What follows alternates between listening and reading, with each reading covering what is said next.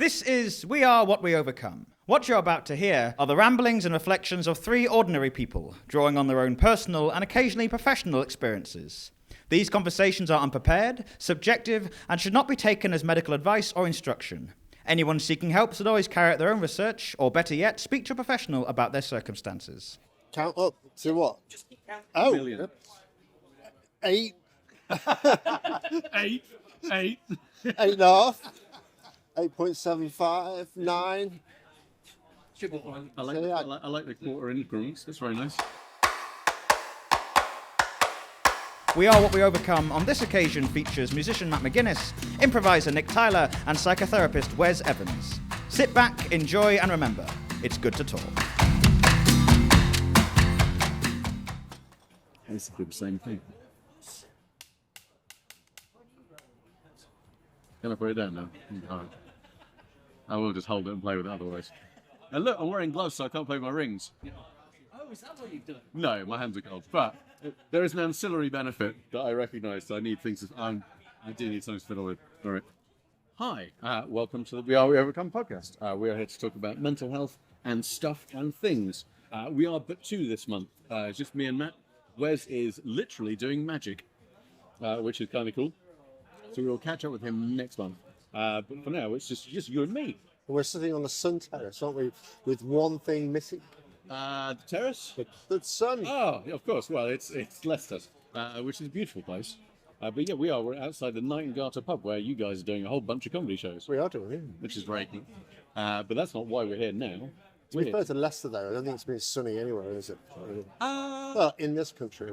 No, it's Britain. The sunniness is only in our dispositions, or in yours rather, not mine. But today we're gonna talk about us a bit, aren't we? Yes. Other How we friendship are. and things. A long check-in. A long check-in, yeah, because we haven't done that for a while, and it's an important part of the podcast, but it's not the thing that we often spend the time lingering on. Mostly because in a lot of our podcasts, we seem to be basically cool at the point where we record the podcast. Yeah. We all end up being in quite a good place because we look forward to it, Yeah. and being together kind of teases us up. So, all right, let's begin a lengthy check-in. How are you, Matt? Oh, I'm going first this time. Well, I can go first if you want. Oh, wait. Oh, you're going to be like an hour. I'm going to be a while. All right, then I'll... Sit back and relax. Woo. All right, fine. I'll do me. I am basically all right. I feel like I've been kind of stressed, but I'm not sure if I've really been stressed. I think I've been distracted by the beginning of the year, and I feel that things have gotten away from me. And then it's all weirdly snapped back into place. And I don't know how to feel about it anymore. Things are kind of under control. I'm getting quite a lot of time on my own, which I like, because my other half is working away at weekends. But that's just making me more antisocial than usual, which just makes this problematic. So this is nice. Isn't the big birthday looming, causing you any concerns? Oh, well, yeah, I'm 45 this year, so I think it's, I don't really know what to do with that. Celebrate? I didn't think I was going to make it this long, I think fundamentally. And I'm, I guess, cheered that I have, Right. but a little intimidated that if I can last for 45 years, Yeah. there's probably more years to go. Yeah. And I'm not certain I feel overwhelmingly positive about that idea. Can you imagine being 90? No. I don't know. No, I'm not sure how I feel about I it. can't imagine being 60, never mind 90. 60 seems old, doesn't it? Well, 60 always used to be old, didn't it? Now it's not necessarily ancient. Yeah. Not like you. So how are you, man? I am feeling old, actually. Yeah? Yeah, I don't know what it is. I don't know whether it's... there's a number of things. There's a couple of issues personally with finance and stuff, which there always is when you work for yourself, isn't it? It's always ebbs and flows. Yep. More ebbing than flowing, I guess. Or maybe I don't think January or February is great either. Darkness really bugs me. Does it? You get the seasonal affectiveness disorder. I don't know if I'd go that far, but it's definitely, it's not great getting up and it feels like the night, does it? It just feels like it's wrong. I have an entirely opposite perspective on that, but we'll come back to that. You're a vampire, though, aren't you? Yeah, So, I like waking up in the dark. yeah. So it could be that. But I think it's also maybe the meds and faced with your own mortality. I think stuff in that that would affect you, wouldn't it? There's just and there's quite a few friends who've got issues as well at the moment. And so all that sort of stuff. I guess I constantly feel like. Do you know when you constantly feel like something is about to happen? Or there's Something bad? yeah, or there's there's just you've forgotten to lock the door or something. And The gas on. That kind of feeling, but constantly. That's intriguing because when we spoke last time, you're a couple of months on from your heart attack, which is obviously exciting. It's weird saying that, isn't it? Yeah. Well, because I mean, if you think about it, for most of history, you wouldn't be 2 months on from your heart attack. You'd be in a hole in the ground at that point. So that's we've come a long way. Yeah. But when we spoke a month ago, you seemed pretty chipper and quite upbeat about the whole thing. Yeah. It did feel when you were talking that although you'd had a little bit of a, oh my God, I nearly died, it hadn't really sunk in. Yeah, I think that's true. I think I was just, I think it hadn't sunk in. It's like, I guess it's like with grief, isn't it? I find, maybe the month or two after you think about all the good stuff and everything else, and then it's only afterwards you feel, this is where you are now. How do you feel about it now then, now that you've had a little bit longer to internalise it? Very difficult to sleep as well, I think before if you get a twinge or something, it's a twinge, isn't it? Whereas now it's like, oh, I'm gonna die. it's gonna happen again. Or like, if your arm's dead and you realise you've been sleeping on it for an hour and that's why it's, that kind of stuff. I think that's part of the thing. And also getting used to medication as well, because that must, quite clearly, if the medication doesn't affect you, it's the wrong medication, isn't it? There's a famous song in that, isn't it? The drugs don't work or something. I think they do. I'm not down with the verb on that. I think they're incorrect medically. And I think it was Oasis who said he's obviously getting it from the wrong supplier or something like that. I thought that's just about having champagne and a supernova at the same time. I get confused. But so that I don't know whether it's the drugs doing it as well. And What's the sense? What's the feeling from the drugs? It is weird when you get given your prescription drugs. It takes a while to feel the difference.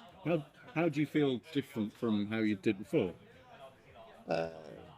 dosed, like just like the edge has been taken off you a bit, Yeah. And sometimes I can burst through that, especially if I need to, if I'm performing and stuff. Well, it really helps with that, doesn't it? Or occasionally, I guess if I have a glass of whiskey and I'm watching something or chatting with friends and you feel like relaxed, it takes it away. But you can't do that at 8 in the morning. You probably well, you shouldn't, could, no. but you shouldn't. It's a different kind of problem, that, isn't it? So is that like a kind of bluntedness? It sounds a little bit like how I feel with antidepressants. Right. Yeah, I still take those, and they do take an edge off, and it's an edge off peaks and troughs of emotion. Yeah, and I can feel that I don't get as happy, but I also don't get as sad. Right. So I know there's something missing. Maybe like an emotional hangover or something. Yeah. Yeah, no, definitely. And I put it down to other things like maybe I've exercised too much that day, or there's a few times in the last week where I've actually done a day's work. But like an old style day, which is like 12 hours long or 13 or something. Too long. Yeah. And so you sort of put it down to that and you think that's what it is. Or maybe you've had a glass of whiskey too much, so you put it down to that. Or you haven't got as much sleep. But nothing seems to make a difference. Do you know what I mean? You can not do any of that and still feel like you have. Still like, yeah, I'm trying to catch what it is. So you feel like you're just not quite all you. Yeah. It's not like that. Let's seize the day. Yeah, that nauseating optimism that you normally have, yeah. I haven't had that recently. And it's tricky, isn't it? Because all that's all kind of reasonable. Yeah. You've taken a big hit, a big scary hit, and it's reasonable that would knock you back a bit. Yeah. Yeah, it is. But again, I'm quite impatient to get past it, Yeah. And so, like the other day, I've been doing some rehab stuff and whatever else, and I really went for it because I thought I really want to start getting back on. That wasn't a great idea. Did you stretch too much? What? Yep. Bing. No, it was just too much exercise too quickly, I think. But you know,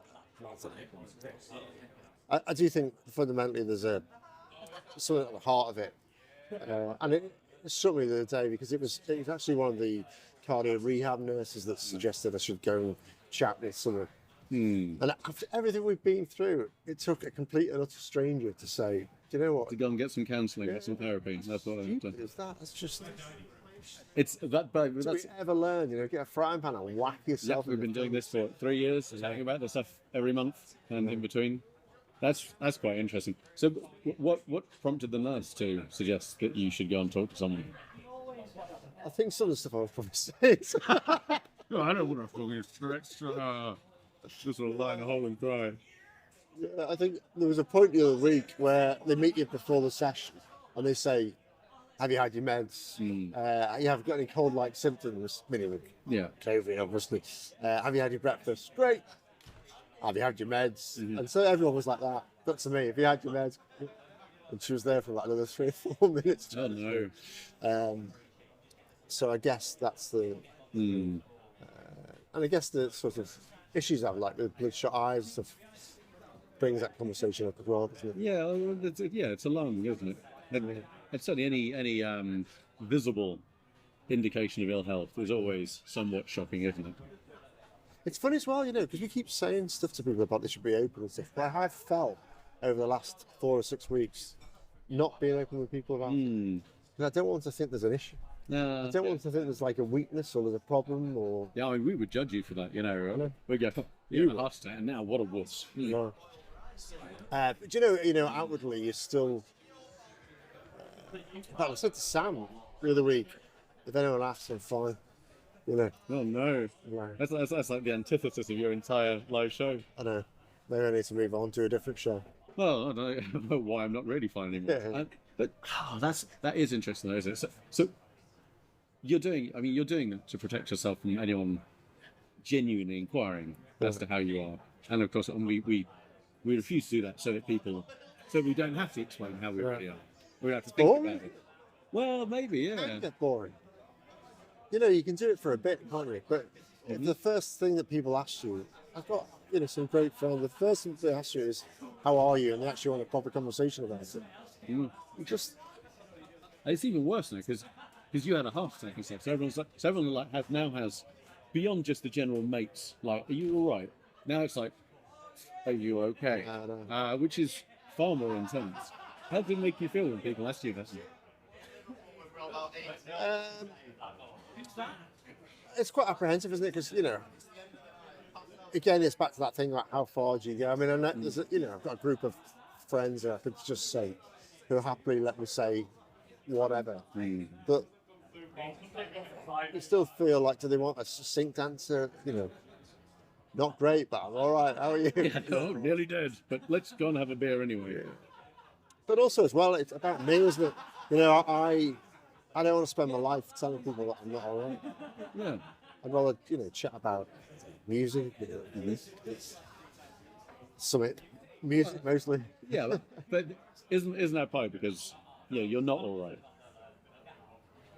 Yeah. and realizing, accepting, and explaining that to yourself, never mind anybody else, that's a lot of hassle. Because you can not be great, but having to confess to that and say I'm not great makes it all real. Yeah, it's like anything, isn't it? You know, it's like anything with, I guess it's like anything with drugs or alcohol or absolutely anything. As soon as you admit it, you've stepped over a line that you got to do something about it then as well, and that's the worst. Yeah.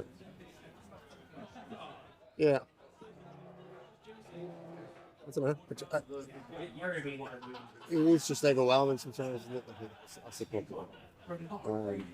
Life is huge as well, and there's something slightly odd about being unwell, which allows it to narrow down from like the massiveness of the world to a very small focus on you. And even though that's like a smaller problem, somehow feels more vast than just being concerned about the world in general. Yeah. Yeah, I know. I mean, I think the upside, I've been writing a lot, which is good.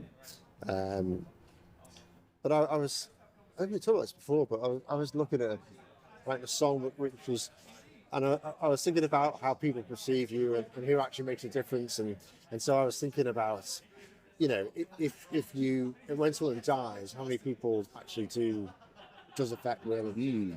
And so maybe if the answer to that isn't really, you know, it's a small numbers that they're all massively affected by it. Sure. So maybe you should spend your time on it, go the other way, and focus on affecting a couple of people a lot. Yeah. Not worrying about affecting wider population. Oh, that's a lovely utilitarian approach. Yeah, we can maximise happiness. And even though, you know, you think, well, you're not going to leave anything behind. If you just get to know 2 or 3 people exceptionally well, it won't make a difference anyway. It won't make a difference anyway, so you might as well just do that. It depends. I know. Listen, Yonaby does it. None of it makes a difference. You know, we're you know, the batting of a fly's wings in the course of the universe. We're nothing. Which we talked about that before. I find that immensely reassuring. Yeah, that it doesn't matter what I find. It doesn't matter who I hurt, what I do horribly wrong, what I screw up in my entire life. In 100 years' time, no one will remember it. Everyone from my generation will be dead. Nothing. The whole planet might be dead. Nothing we do will ever matter on this planet, let alone in the universe. It's gone. It's nothing. And I find that really soothing. I know other people don't find that very soothing because we want to affect things. But it feels like you're talking about what we considered talking about earlier, which is friendship in general, of what it is to have people that we can talk to about different stuff and influence different ways. Yeah, I mean, I do think I think you're right. It's reassuring. I find more and more comfort in that sort of getting to know a smaller group of individuals or individuals better to be much more important to me than anything else. Yeah.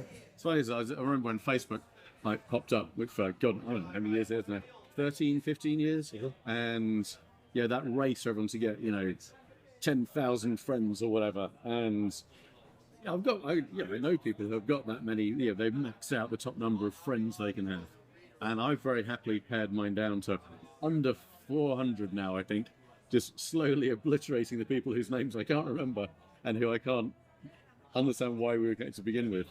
And it feels like a metaphor for, you know, for friendship and for keeping in touch with people and deciding what it is that you value about people. Like I like Facebook because it allows me to show that a bunch of people who I'm not necessarily intimately connected with, but who I like when I see them. I know they're alive, and I know they've got pets and maybe children, and that's cool. Yeah. But I haven't seen some of them for 20 years, and probably some of them I'll never see again. Yeah. And I don't know how I feel about that. I think that's the nicest thing about social media. I mean, we do it a lot because of the band and everything else, but I do like the fact that I've, in a way, been in contact with people from my old hometown. You know, otherwise I wouldn't have been. Maybe I see them once every 2 or 3 years. I sort of know what they're doing, which is that's quite good, isn't it? It is quite nice. It's odd though, isn't it? It's kind of a superficial knowing of people. Yeah. Like I know the names of old friends' kids, but I have no idea what those friends look like now. Yeah. From these weird. It's only like a phone call, though, isn't it? I mean, that's really the same sort of thing. I guess so. I don't make phone calls. I don't know. No, excuse me. Sure. Then that's kind of next question. Like, what are friends for? Like, how do we make friends? How do we keep friends? What do we do with friends? These people that we know. What's the difference between someone who you know from a thing that you do and chat with warmly and friendly when you see them, but don't think about them the rest of the time, and someone you've known for 30 years and talk to almost every day? Superficially, a lot of those things are very similar. I think my best friends are the ones that doesn't really matter whether I see them next week or in a year's time or 2 years' time. They're not bothered either. It'll just happen when it happens, and it'll be fine. I quite like that. Yeah, I must admit I do. I have more friends like that than I do the other kind of thing. They're the best, aren't they? They are, because they require no uptake. No demand. No, and I realise for myself, I'm not good at being friends, because I get shut up you.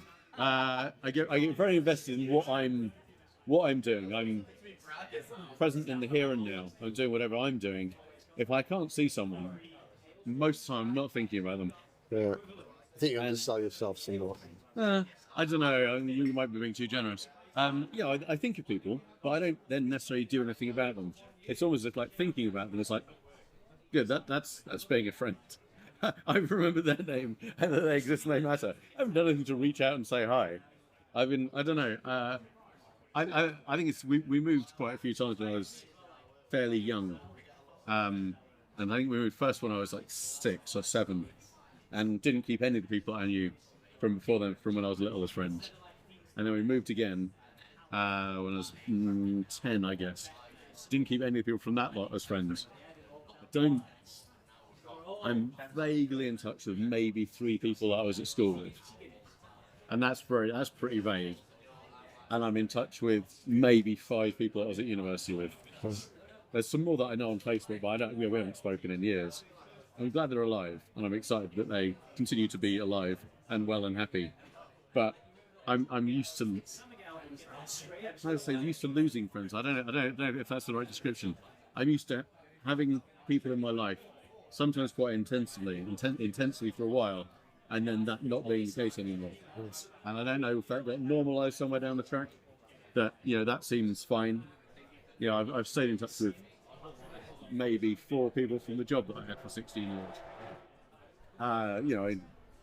And that feels normal. I'm used to people drifting by and knowing people quite intensely for a while we're in the same place on the streams, and then I don't see them again. That's all right. Is it? I don't know. I don't know if it is. Huh? You know where they are. I mean, I guess so. Maybe. Is that all that matters? You know where they are. They're in my address book, so we're best buds. you know they are and need you, and I guess if you approach them, they'd be fine. I guess so. I don't know. They would be. I've just checked I don't know. instantly. I don't know. I think I see, all that stuff about people, their childhood BFFs who still talk every day and do all of these things. I kind of go, I've never really had that. And I don't know anyone from the age up to the age of 16 or 17. No one. In fact, a couple of people who are friends of mine who were at school with me. I wasn't friends with them at school. I didn't know them at school. They just happened to be in the same year, and I met them afterwards. I know no one from that age. No. Apologies if it's yeah. That always feels like a better reason, isn't it? Like, school's a terrible place to make friends because you're not making any choices there. These are just the people you're stuck with. It's like family, but even worse because you're in a prison with 37 hours a week at school with people that you have nothing in common with except you're the same age, which is not a property that means anything. I don't know. It's weird. It makes me think of family as well, though, and I have a similar huge family. I like my family a lot. I'm very fond of them. I really like being with them. And not very good at thinking of them when we're not together and maintaining that. You see, I think all those kind of people are exactly the kind of people, if they ask me how I was, I'll actually answer them properly. Yeah, so that's your standard, though, isn't it? Like, the proper friend is someone who you'd get an honest answer to, or who could reasonably expect an honest answer from you, despite your current avoidance of it. And they are all people that you just put in that category. They're the kind of people who I may haven't seen for a year or two. If they walked up here now and asked me, I'd have a conversation with them. And maybe quite a lot of the people. The only reason, and they're the people that you keep in contact with at some point. You don't have to keep physically in contact with them. You just know where you are. The ones that you're in contact with day to day probably aren't in contact with them day to day instead of friendly yours. They just happen to be in the same locality. Like your co-workers and other things, yes. Nothing wrong with that, but that, they just happen to walk down the street at the same time as you. But that's not really a friendship. Do you know what I mean? I guess it could be, because sometimes you will end up with near your close friends physically and geographically, I guess. So maybe you would see them as well. But I know what you mean. It's mere circumstance alone of being in proximity to each other isn't. It's like us. Like, we were going to go for a beer in December, weren't we? Yep. We never went. I wonder what that was. You pulled out. Oh, yeah, I was in hostel. That's right, it was me. You went to Chesterfield and the nursing lab. So far.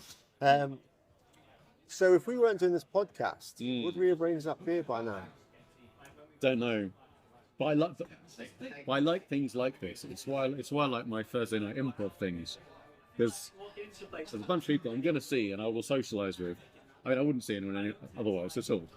So it's really convenient. There's going to be a block of like 10 to 20 people. Some of whom I've known for years, some of whom are newish, and I got to do that whole meeting new people thing, which I'm not a big fan of.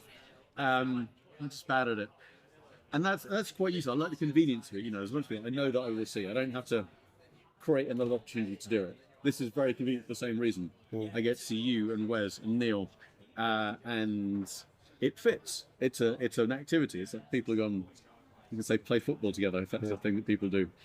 I guess we'll play football anyway. So if we start doing this podcast at some point in the future, Never see you again. we should just turn up and have it and just stick it somebody's phone over there. Don't even turn it on. Just pretend. Yeah, no, well, that's a Pavlov's dog thing, isn't it? Microphone's on. Well, I guess we better talk about it. We do this for 45 minutes, so it's done now. No, I don't know whether we have. I've no idea. I wasn't looking at the time. That's what Wes was for. Where is Wes? No. I was hoping it's going to appear from under the table. Hopefully he'd phone us and say It's it's like, 45 pick minutes. a card, any card. That would be magic, wouldn't it? That would be magical. But it is strange that I don't know. I suspect I have some hang-ups about what it is that friends are supposed to be. You talk about it quite a lot, don't you? Do I? Yeah. Oh, okay. What about your... Yeah, well... I don't know why.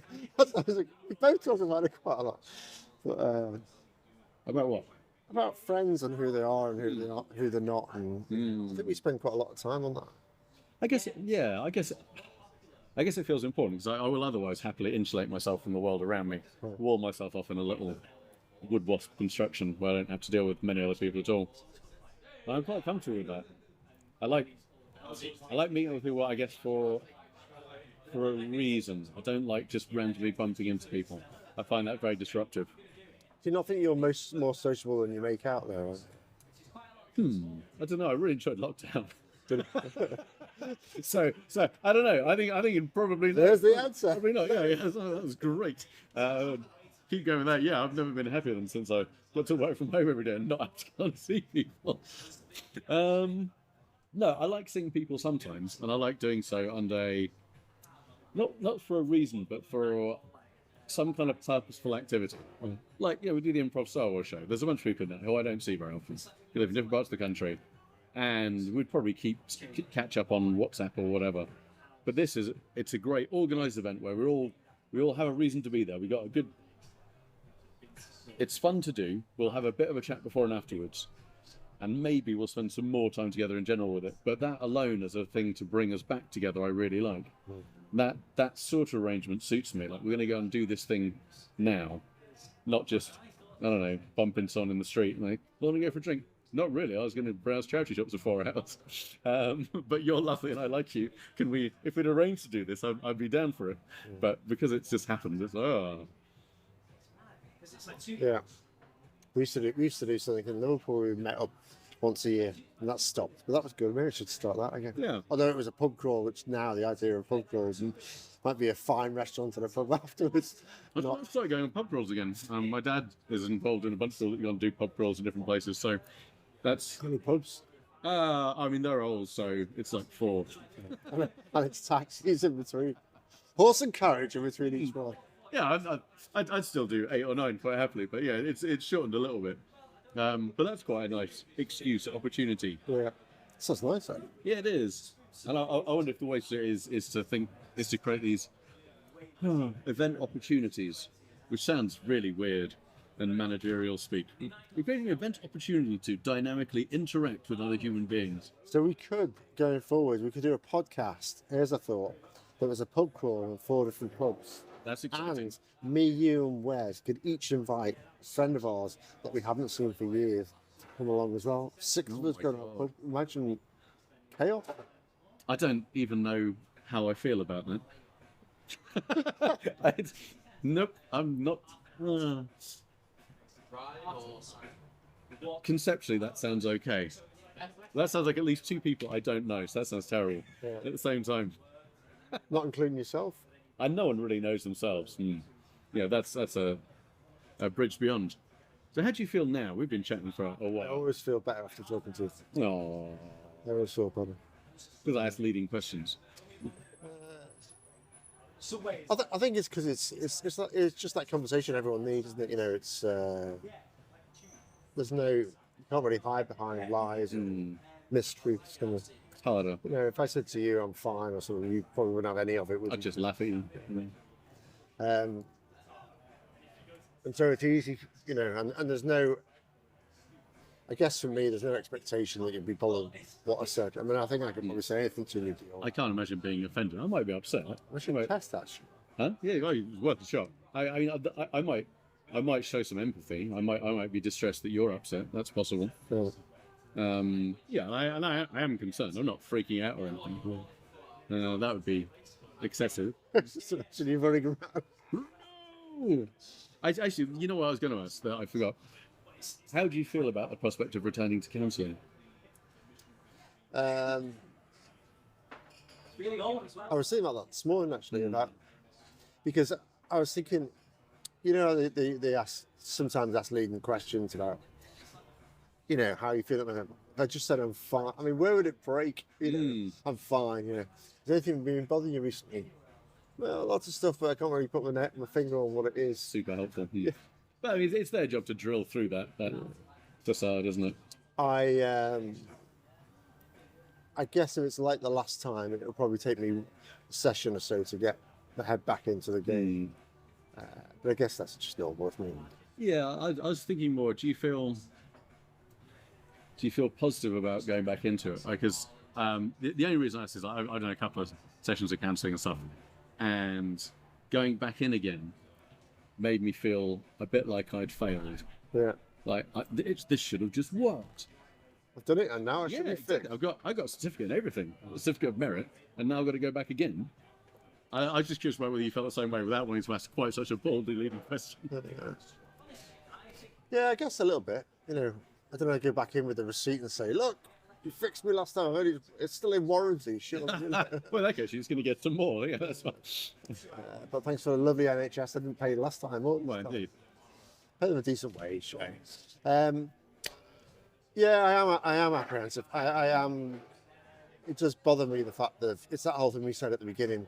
It's making that stepping over that line to say that you need to go is a thing, isn't it? You know? Yeah. Because if you can stop, if you don't go, maybe part of that is that you don't really need to go. So once you've decided, you know, you're accepting the fact that there is something fundamentally wrong. But there is. So Yep, you know, there is. I'm not helping anyone by not going. No, that's true. And this is My partner's ace. She's just very supportive. And that's yeah, some sound. I'm amazed she hasn't killed you by now. she's tried a few times, Good on her. but you know that's like making me listen to Radio 2 in the morning. Ooh, no one wants that. What's that old Coldplay these days? Most of them. But I'm also looking forward to it. Yeah. Not Radio 2. No, God no. I'm looking forward to just getting it out there and getting clear. What do you hope to get from it? Sleeping past 3:30 in the morning might be good.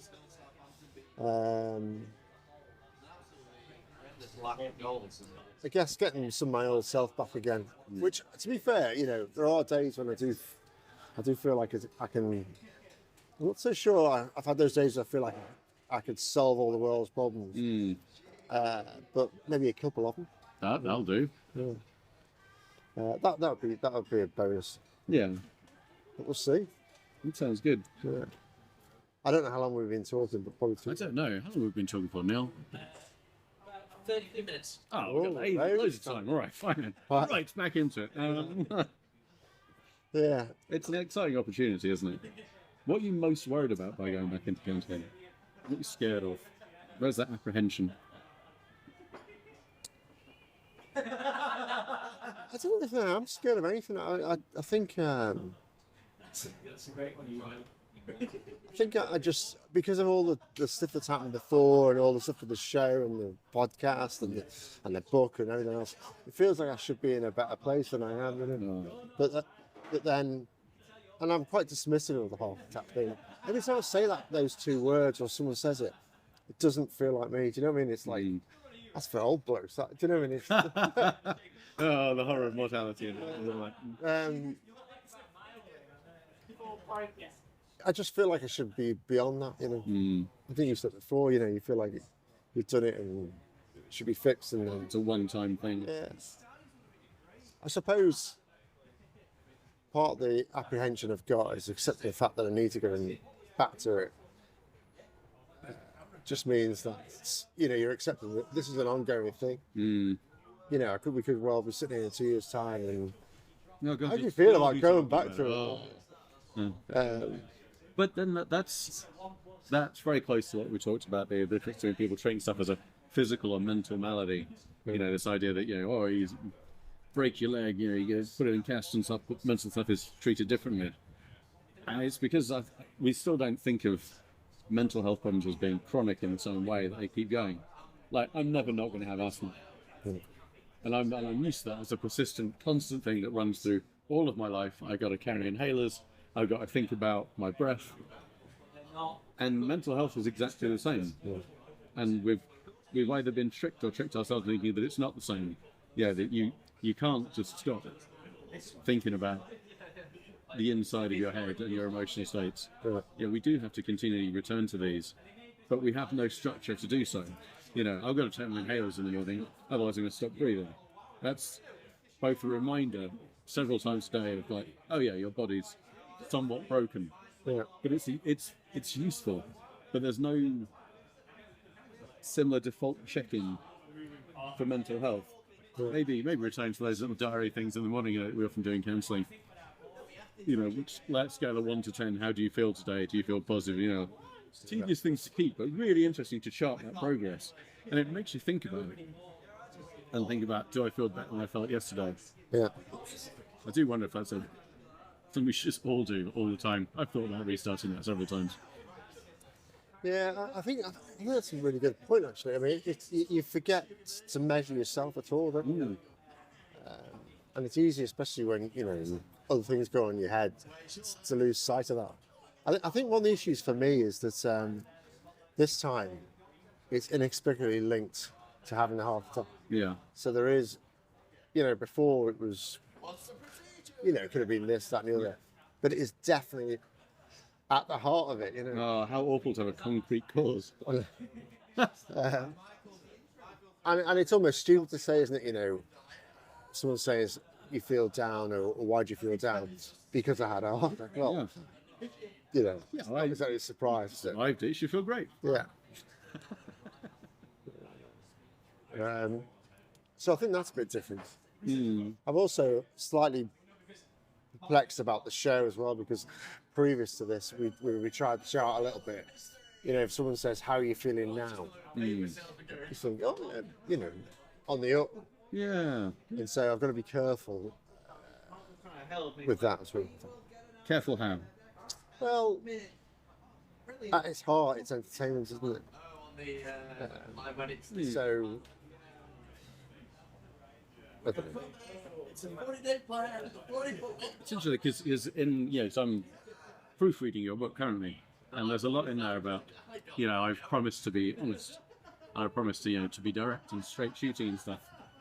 I think actually for your show to end with, or not even to end with, but if the question arises like, oh, so you went through all this shit, how are you now? They're like, well, I'm not great, but for a different reason is probably a better answer than I'm all fine. If it's all fine, it's like, went through this, now it's all fine. That sort of suggests that you can fix it all, that you can fix, the internal human life. And maybe that's misleading. Maybe an honest answer is, well, I have good days and bad. That. Yeah, I'm not going to lie. I mean, I'm not going to stop. No, I know you're not going to lie, but as we said before, there is a natural inclination to not lie, but simplify. Yeah. And simplifying is just another form of evasion, isn't it? Yeah. It's like, oh, how are you? Oh, I'm basically fine. Really? It's a simplification. Maybe you are basically fine, but that could still be 45% screaming nightmare, but you got 55% happy, so you win. There's a subtler, more interesting answer in there, I think. Yeah, absolutely. And that might be good for people. I also think as well. Yeah, no, I think it's good. I mean, I'm missing performing massively. I'm sure that affects my mood as well. Yeah. And I think it'll be the context of it. I think what you said is good, but I'll also be quite up at the end of the show because I always am. Yeah. So it'd be good to roll that in, and And generally, the people who come to the show have made me feel happy. Absolutely. Well, the experience of performance is, we're going to talk more about that stuff next month, aren't we? But, in general, that's an uplifting experience, even for a sad show. It's not. Sad. No, it's I not. know it's not sad, but it's a show that contains sad elements. Just kidding. Upbeat and magic. There's no magic in it, but That's his job. That's true. I feel like we're running towards the end. Aren't we? No, that's fine. Well, thank you for sharing, because although we talk about wanting to be open, it is hard to be open, Yeah. and it's hard to share stuff. It takes effort and being badgered by the people to do it. I wonder what Rez would have said if he was a. He just sighed and gone and done some magic tricks. He's not very good, is he? He would have said some very empathic and sensible stuff. Yeah, I've missed him actually. Yes. But Where are you, Wes? Why aren't you here? he'll be back. Maybe we should get him to come back and do that whole reveal thing. Oh, I Or thought in it a was pub a spread of smoke. cards. Can we saw him in half? That'd be great. I don't think I'll put up with two of them. That'd be No, tough. no, you just get his legs. Yeah, that'd be That's right. fine. All right then. Till next time. Yeah. Look after yourself and each other. See you soon. Exhausted with some great If you've been affected by anything that we've talked about tonight, that's cool. We were kind of hoping you would be. If you haven't been affected by anything tonight, then that's great too. You're probably fine. Of course, if you say you're fine, there's a good chance you aren't. So you might also have been affected. And if you've been affected before, you probably will be again. Please talk to someone. It can get better, and together we can survive. We are what we overcome. This poor little boy, grounded by the sun, Baylor by his side for some big stride.